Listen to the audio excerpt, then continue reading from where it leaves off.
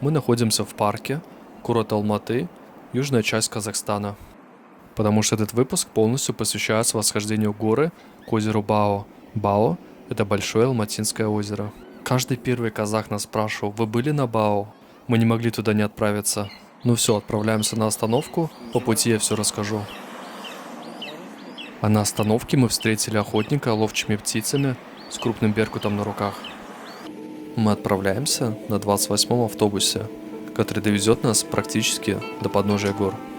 А вдалеке уже виднеется или Алатауский горный хребет, который находится непосредственно в Ила-Атауском национальном парке. Местные говорят, что до озера Бао можно добраться несколькими способами. Первое – это дойти пешком, но нам идти тогда 16 километров. Второй вариант – это взять такси. Но мне почему-то кажется, что мы сможем поймать попутку и доехать бесплатно до озера Бао. Ну или, по крайней мере, хотя бы сократим часть пути. Горы уже совсем близко. Хотя это визуальный обман. На самом деле до гор еще ехать и ехать. Все, приехали.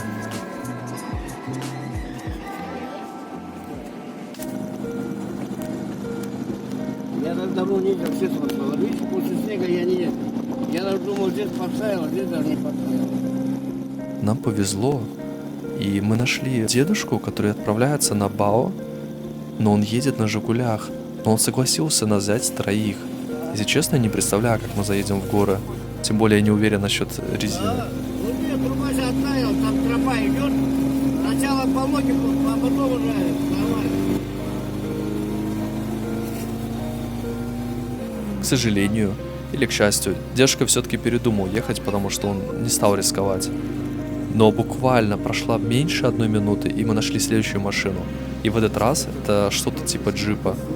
Наш водитель сообщил, что он отправляется в какую-то деревушку, буквально в которой несколько домов.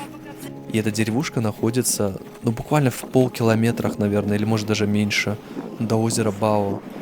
Вот вы верите в такие совпадения? Горным катанием занимается профессионально, да, и она как прокатилась, ее засняли, выложила, и да, ее штрафовали. Ну, это не...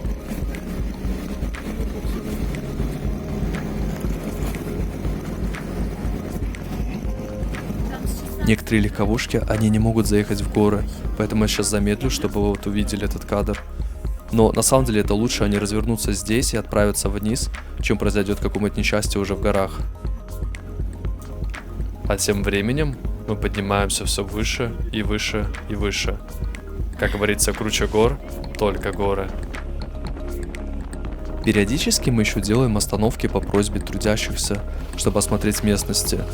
А иногда мы просим остановиться. Кстати, вы можете спросить, а как мы опять попали в Алматы? Потому что мы выехали из Самарканда и поехали в сторону Жаркента. Оттуда дальше мы попадем уже в Китай. А Алматы находится между Самаркандом и Жаркентом, если так можно выразиться. Плюс мы еще хотим распечатать фотографии, потом расскажу зачем. И обменять хоть какое-то количество юаней на крайний случай. Потому что все-таки это Китай. Наш водитель предложил нам сделать остановку, чтобы рассмотреть местные красоты. Потому что именно здесь проходит местная горная река, воду из которой можно смело пить. Вода, правда, очень ледяная, хотя чего ожидать на самом деле от горной реки, но зато она реально вкусная.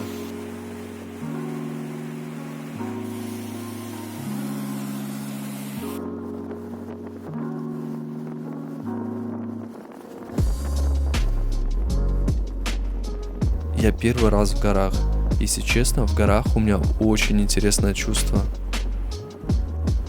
Ощущаешь, насколько горы объемные, насколько они далеко от тебя находятся, какие вообще просторы вокруг тебя. Это очень удивительное чувство. А еще нам очень повезло и с погодой, и с водителем. Кстати, наш водитель вообще красавчик. С ним интересно было и пообщаться на разные темы, и как водитель он тоже шикарный.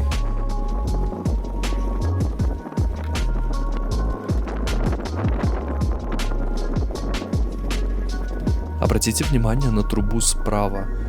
Это на самом деле труба, по которой питьевая вода попадает из Бао в Алматы. потому что Бао используется как природный резервуар питьевой воды. Вот, кстати, мы уже почти приехали. Если Бао будет еще лучше, чем вот этот вид, я просто не представляю Бао. Ну вот, мы почти подъехали. Сейчас остановимся у деревушки и пойдем пешком к горному озеру. Ну, наконец-таки, мы практически добрались уже до озера. Наша дорога уже позади, нам осталось спуститься вниз по склону. Это, кстати, выглядит куда проще, чем есть на самом деле. Потому что склон все-таки заснеженный, очень легко подскользнуться и полететь кубарем вниз. Поэтому торопиться не стоит. Окажется, что озеро уже совсем близко. На самом деле нет. До него еще спускаться и спускаться. Очень жалко, что камера не передает то, что сейчас я вижу своими глазами.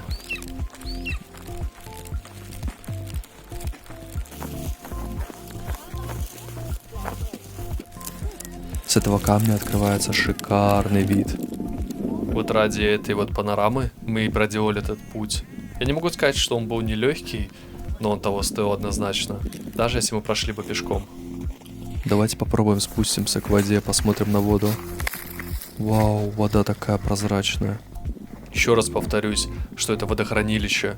Единственное, что мы можем делать, это просто наблюдать виды. Просто цвет? Я не верю, что это реальный цвет воды. Кстати, цвет воды, он может меняться от времени суток. Потому что, видимо, лучи солнца, они преломляются и изменяется цвет. А вдалеке, если прислушаться, слышно водопад. Надо сходить и посмотреть, может быть, что-нибудь интересное найдем.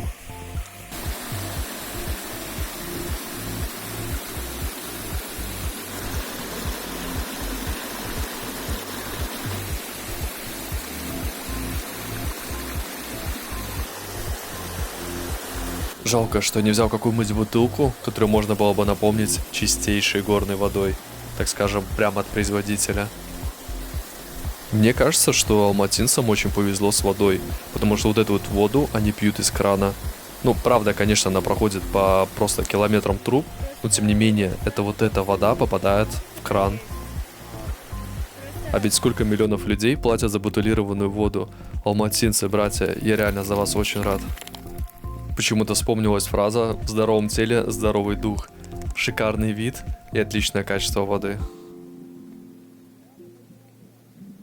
Наш водитель еще нам сказал, что мы обменяемся номерами, и когда мы закончим осмотр Бао, мы ему позвоним, и если получится, мы поедем обратно еще на той же самой машине. То есть нам не придется искать дополнительную машину, тратить время.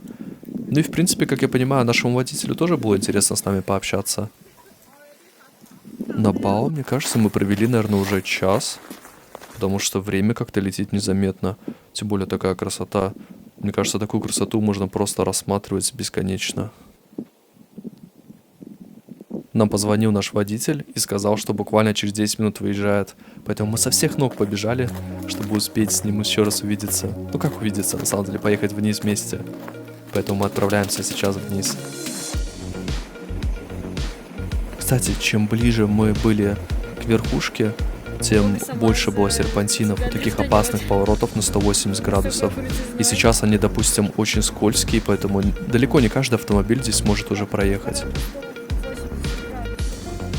Но водитель спускается очень аккуратно, потому что цена ошибки – это жизнь, а нас еще столько человек в машине.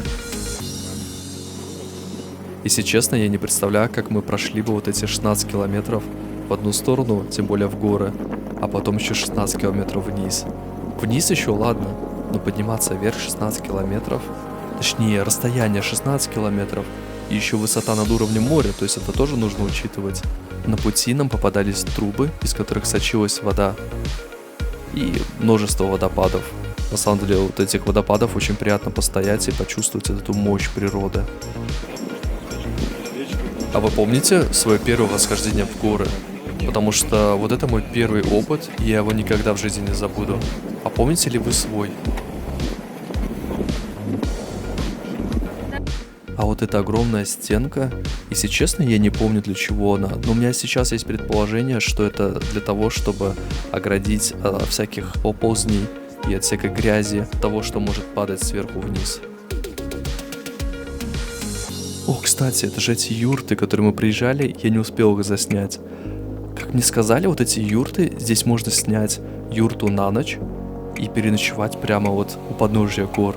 Блин, вот это, мне кажется, вообще классный экспириенс.